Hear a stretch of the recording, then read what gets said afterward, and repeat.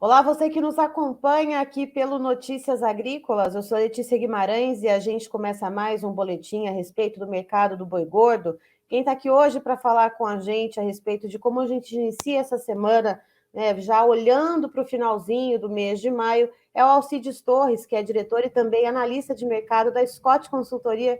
Seja muito bem-vindo, Alcides. Muito obrigado pelo convite, é sempre um prazer estar aqui com vocês, viu, Letícia? Alcides, como que a gente dá início, né, dá o pontapé inicial nessa semana de negociações? Plena segunda-feira, a gente sabe que o mercado é um pouco mais paradinho, mas como que a gente está vendo esse encaminhamento, né, desde a semana passada, virando para agora? Bom, Letícia, segunda-feira típica, não é? Poucos negócios, quase nada de negócio, e os compradores, para não falar que estão fora do mercado, abriram o dia oferecendo R$ 10 a menos por arroba de boi gordo, tá? O que esfriou ainda mais o mercado. Então a gente tem essa queda forçada pelos compradores, mas os negócios estão acontecendo nos mesmos níveis da semana passada, considerando a Praça Pecuária de São Paulo, 260, R$ 263 a arroba do boi gordo. E Alcides, essa pressão que os frigoríficos estão colocando em cima do pecuarista, né, como você falou, ofertando R$ 10 a menos, uh, existe uma chance do pecuarista ainda ter algum suporte de pastagem para que ele consiga manter ainda um pouquinho, ainda brigar um pouco mais nessa queda de braço, ou não vai chegar um ponto que está próximo, que o pecuarista vai ter que vender ali e não vai ter jeito? Olha, isso já está acontecendo, justamente os preços estão frouxos em função dessa sobreoferta de bovinos. E por que isso aconteceu? Nós tivemos, né, de janeiro até agora, chuva, não é? E a temperatura caiu, ela caiu forte mesmo na semana passada.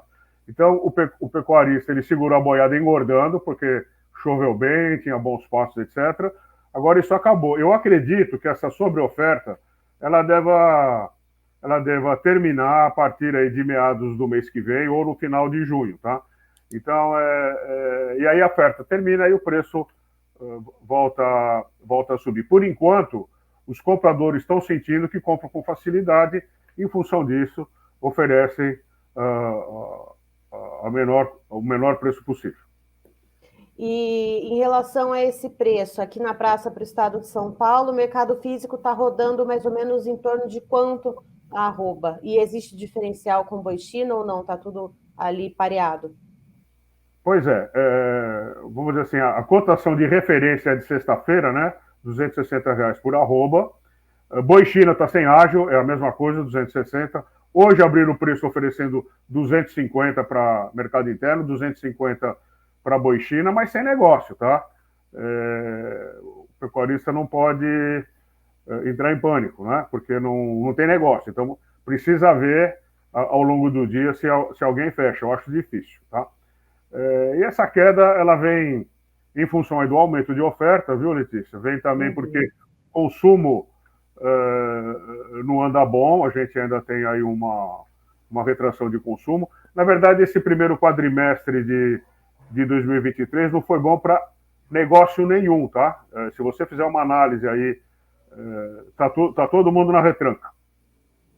Certo. E aí, olhando para essa questão do boi China, né, pensando na questão das exportações, Alcides, a gente teve aquela ruptura muito forte entre fevereiro e março, né, aquela questão da encefalopatia espongiforme bovina atípica, que foi lá no Pará, tudo se resolveu, as questões já foram sendo ali, os nós já foram sendo desfeitos. Existe alguma questão que deva ajudar a recuperar, já que a gente vê os preços no mercado externo caindo? Existe algum pilar ali que deva se destacar que a gente precisa observar de recuperação? Ou não, a gente deve seguir numa toada ali de preços mais baixos? Ô, Letícia, a gente deve ter, apesar da interrupção que você citou, a gente deve ter um bom desempenho esse ano também, tá? Com relação a volume exportado. Com relação ao faturamento, nem tanto. Os chineses já entendem bem do mercado brasileiro, né? Tanto o mercado de boi como de milho, de soja, etc, etc. Então eles estão forçando a barra para diminuir o preço. A cotação caiu, para você ter uma ideia, para a cotação da carne exportada, a tonelada, caiu de mais de US$ 6.000 e agora está entre 4 e 5 mil dólares. Tá? Então, então você teve uma queda em dólar no preço da tonelada da carne exportada e você teve também uma desvalorização do câmbio, né? O que torna a vida dos exportadores pior do que há um ano, tá? Então esse é o cenário, então é por isso que tem essa pressão, a gente só tem fatores que exercem pressão sobre a mercadoria, tá? Então a gente, o quadro para se reverter, a gente tem que aguardar mais um tempo e, se possível, não vender agora, né? É fácil falar, é difícil de fazer. Sim, e Alcides, ainda nesse ponto da encefalopatia espongiforme bovina atípica, foi registrado mais um caso lá nos Estados Unidos, um caso já confirmado como atípico. Isso, de alguma forma, resvala no mercado brasileiro em algum aspecto, ou não? A gente acaba passando ali sem nenhum respingo para isso, né? Seja positivo ou negativo. Ô, Letícia, se você estiver pensando em efeito positivo, eu não acredito nisso, tá? Uma coisa é ter um caso de BSE no Brasil, outra coisa, atípico, né? Outra coisa é ter um caso de BSE atípico nos Estados Unidos. Os Estados Unidos têm musculatura, o maior comprador de produtos chineses do planeta. O tratamento é diferente, tá? Então eu acredito que para a exportação norte-americana não afeta em nada e para o Brasil muito menos. O que tem acontecido é que a gente tem exportado mais carne bovina para os Estados Unidos, lá eles estão, aqui nós estamos num ciclo de baixa, lá eles estão num ciclo de alta, e a gente também agora, foi anunciado recentemente, praticamente a abertura do mercado mexicano, e a gente deve melhorar também a exportação para o México. E por que isso? Porque o México está exportando gado em pé para os Estados Unidos, tá? Então está tendo uma série de modificações no mercado, mas com relação à BCE nos Estados Unidos, eu não acredito em grandes benefícios para o Brasil, não. E, Alcides, a gente vê na B3 as cotações assim com ligeiros, né, muito tímidas altas nesse momento. Você comentou que o mercado físico, principalmente a referência aqui para São Paulo, o mercado está bem pressionado, inclusive frigoríficos ali forçando uma queda de R$10 arroba, mas a gente vê alguns reajustes positivos muito sutis na B3. O que acontece nessa dinâmica? Olha, Letícia, a B3 nos últimos tempos ela tem pouca liquidez, tá? Vamos dizer assim, essa alta é porque tem mais gente comprando o contrato do que vendendo, então o preço sobe, tá? Mas não, ainda é insuficiente para a gente dizer alguma coisa. De qualquer forma, o que determina o preço na B3 é o mercado físico e fazendo uma especulação, provavelmente os preços dos contratos estão subindo na B3, embora, como você disse, altas muito pequenas, é porque o mercado já está imaginando que essa oferta de gado, que a gente está assistindo agora no fim do verão, entrando no outono, já deve chegar ao fim nas próximas semanas, nos próximos dias.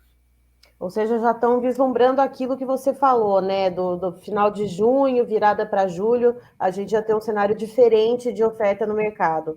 Mas e a demanda, Alcides? Essa demanda, ela vai ter algum tipo de recuperação ou não? A gente ainda deve ver o consumo interno dando uma patinada? Olha, como eu te disse, para o exterior o mercado é líquido, né? O problema é que o preço está ruim, mas o que a gente oferecer vende de carne. O problema é o mercado interno, tá? A gente saímos de uma pandemia com um monte de gente morrendo. Nós estamos numa economia de pós-guerra agora. 700 mil mortos não é bolinho. A gente teve queda do poder aquisitivo. O que a gente está assistindo agora nos supermercados é uma reduflação. Acho que você já deve ter visto isso, né?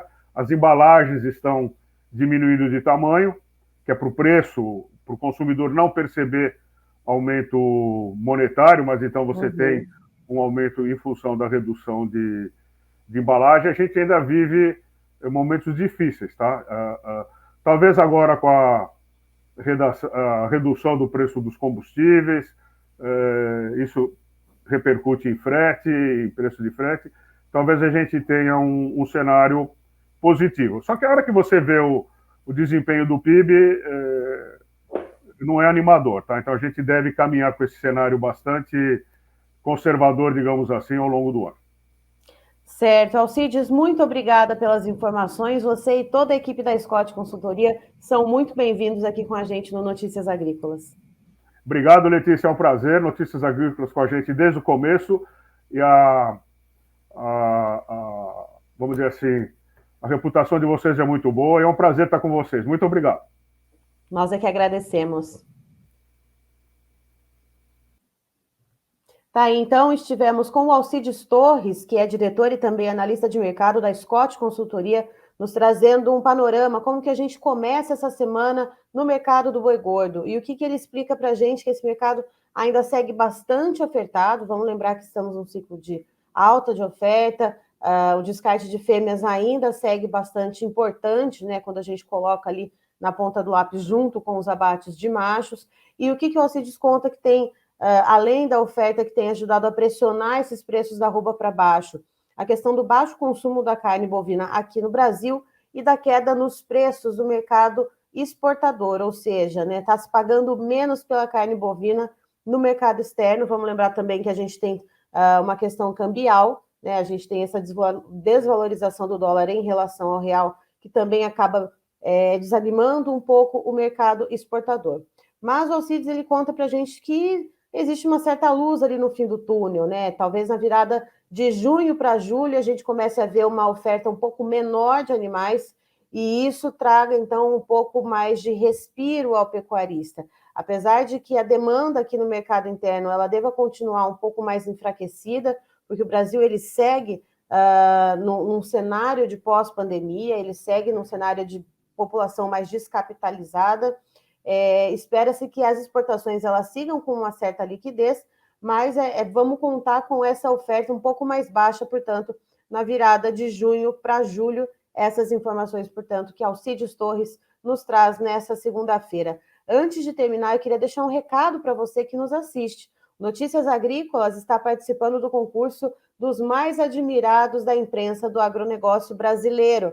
E a gente traz aqui essas informações para você e pedimos para que você vote no Notícias Agrícolas como canal digital e também como site nas nossas categorias que nós estamos indicados. Temos também 2 podcasts originais do Notícias Agrícolas que estão concorrendo também a esse concurso, a esse prêmio, que é o Conversa de Cerca e o Café em Prosa. E nós temos também os nossos jornalistas que também seguem aí nesse concurso, que estão nesse páreo. Então, vamos lá. Temos o Alexander Horta, temos a Carla Mendes, o Guilherme Dorigatti, o Jonathan Simeão, eu, Letícia Guimarães, e também Virginia Alves. E como que você faz para votar?